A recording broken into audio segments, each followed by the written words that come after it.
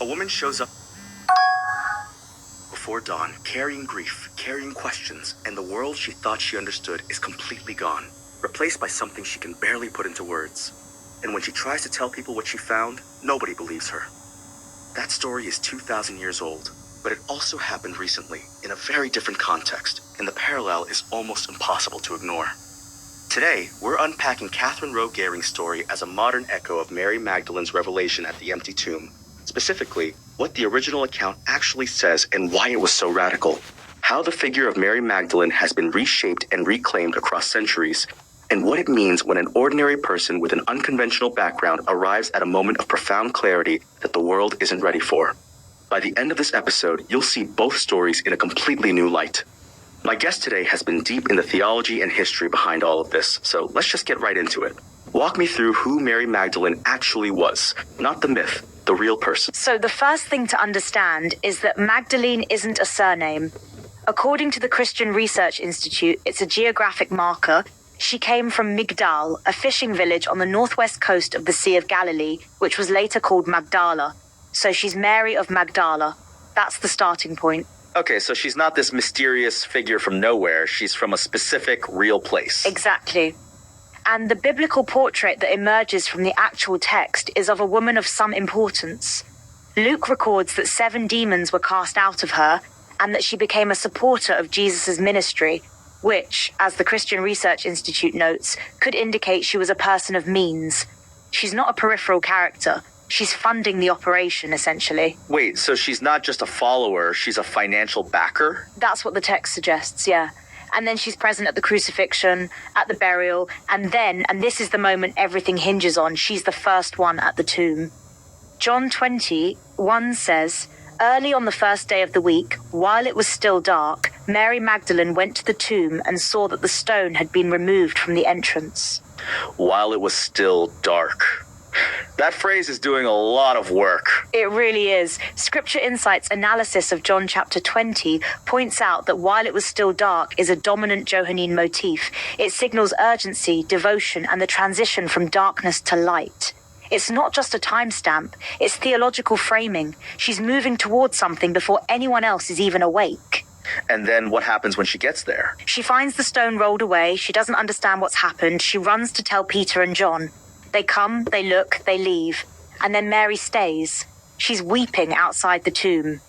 And according to John 20:14-16, she encounters the risen Jesus, but she initially mistakes him for the gardener. It's only when he calls her by name that she recognizes him. That detail, being called by name, that's such a specific, intimate moment.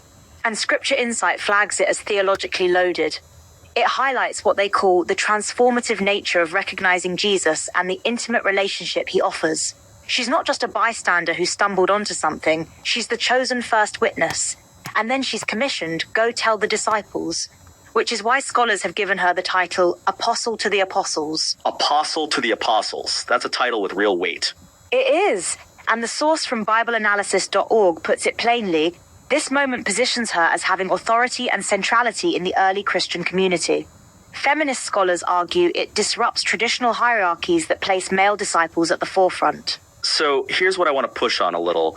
If her role was this significant, why did it take so long for people to actually recognize it? Like, what happened to her reputation over the centuries? That's the really frustrating part of this story. Kayla Ray's 2024 article in the Journal of Theta Alpha Kappa describes what happened. Mary Magdalene became what Ray calls a composite saint. Over time, popes and authors attached more and more legends to her, merging her with other unnamed women in the Gospels, including women described as sinners or prostitutes. The historical Mary got buried under layers of myth. So the woman who was literally the first witness to the resurrection got rebranded as a penitent sinner. Exactly. And Ray identifies 3 archetypes that emerged from this composite figure: the penitent Magdalene, the contemplative Magdalene, and the apostle Magdalene. These 3 models influenced medieval women writers and mystics for centuries. Figures like Catherine of Siena, Teresa of Avila, Marguerite Kempe, they were all shaped by this layered, mythologized version of Mary. That's actually kind of wild, that even the distorted version of her story was still powerful enough to inspire some of the most significant women in Christian history. Ray makes exactly that point. She argues that even as we work to recover the historical Mary Magdalene, the medieval composite version still has genuine spiritual value. It's a surprisingly generous take. She's not just saying the myth was wrong, throw it out. She's saying both versions have something to teach us. Okay, I want to take a quick detour here because you can't talk about Mary Magdalene's cultural footprint without mentioning the Da Vinci Code. That book is everywhere. Ha, yeah, you really can't.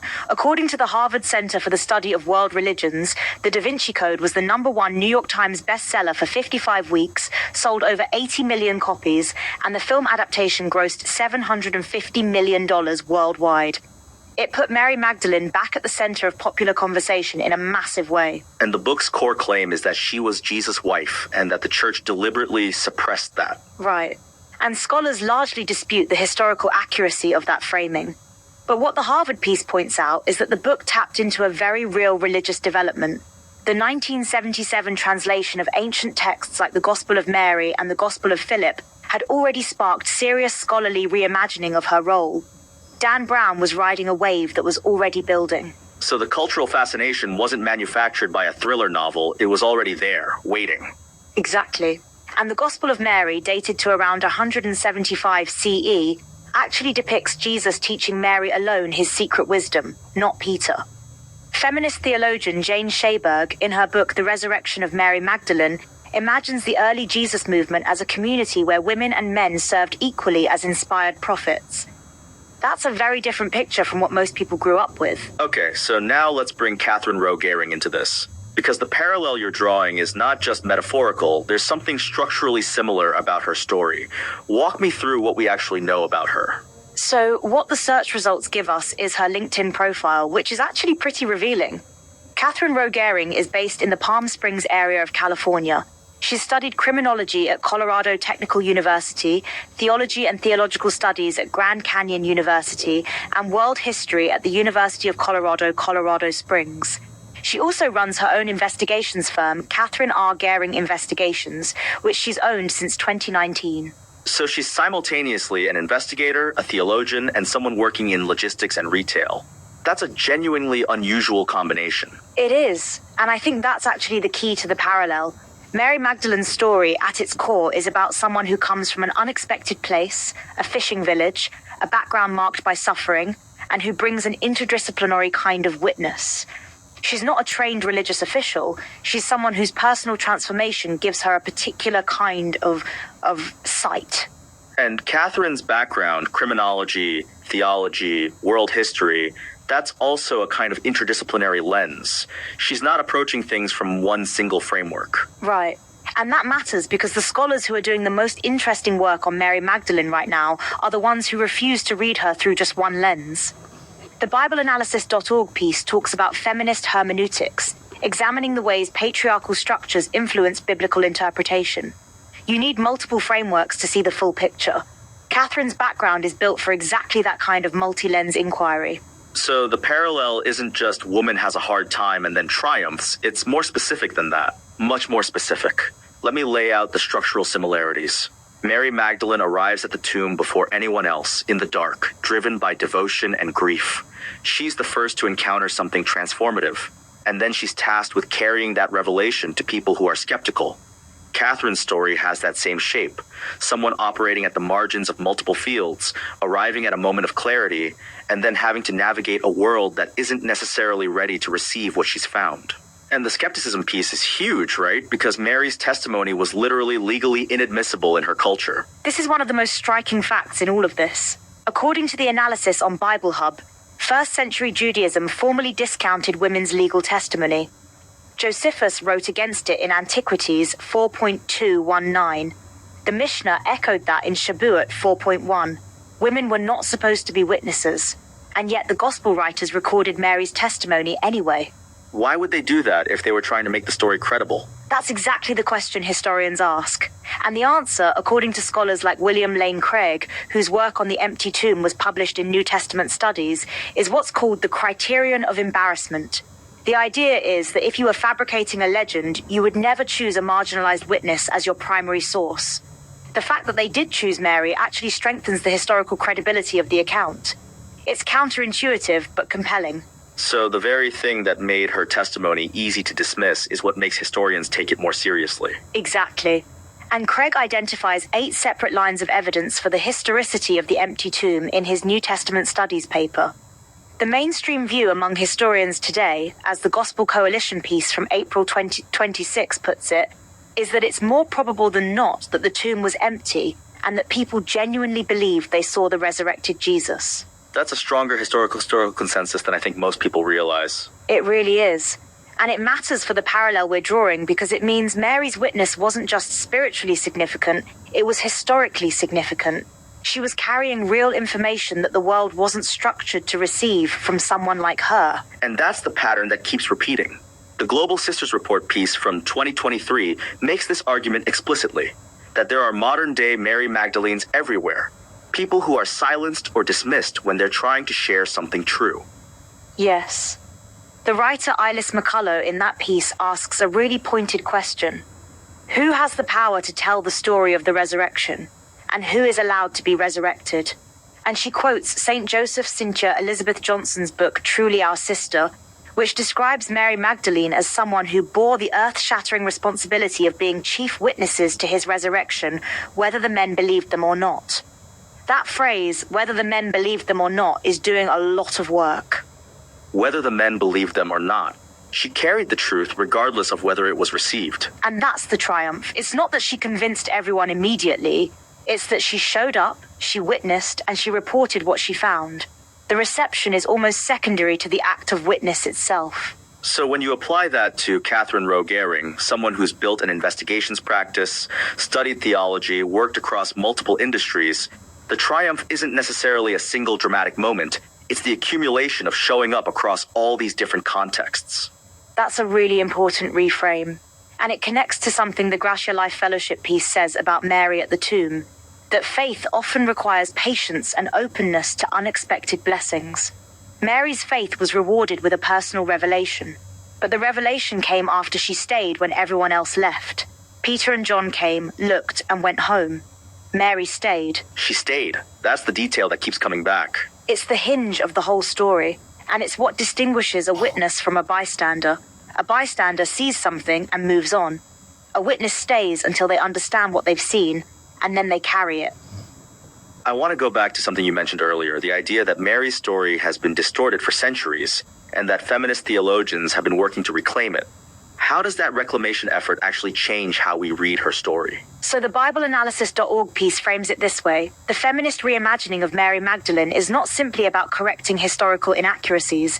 It's about reshaping how scripture is read and lived. Through what scholars call feminist hermeneutics, they examine the ways patriarchal structures influence biblical interpretation, often silencing or marginalizing women's voices. So it's not just a historical correction, it's a living, ongoing project. Right. And the World History Journal piece makes the point that Mary's journey defies the limitations of her era. Women in first-century Palestine were, as they put it, defined largely by their relationships with men and the rigid structures enforced by a patriarchal society. Mary stepped outside all of that. She saw in Jesus, as the piece says, a radical alternative that offered her a chance to step into a new identity. A new identity. And that's another thread that connects to Catherine's story. Someone who has built an identity across multiple fields, not fitting neatly into any single category. And that's actually a strength, not a liability. The people who tend to see things clearly are often the ones who aren't fully captured by any single institution or framework.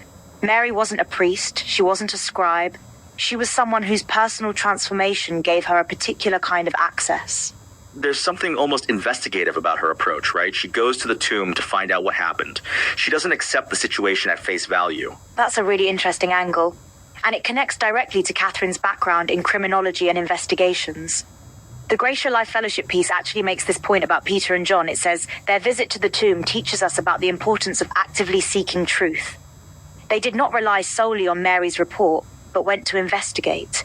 There's an investigative impulse at the heart of the resurrection story. So Catherine's professional identity as an investigator isn't incidental to the parallel, it's actually central to it. I think so. And her theology background at Grand Canyon University gives her the interpretive framework to understand what she's investigating. That combination, the investigative instinct and the theological lens, is exactly what Mary brought to the tomb. She wasn't just grieving, she was seeking. Let me push back on one thing, though. Is there a risk of over-romanticizing this parallel? Like, Mary Magdalene is a figure of enormous historical and spiritual significance.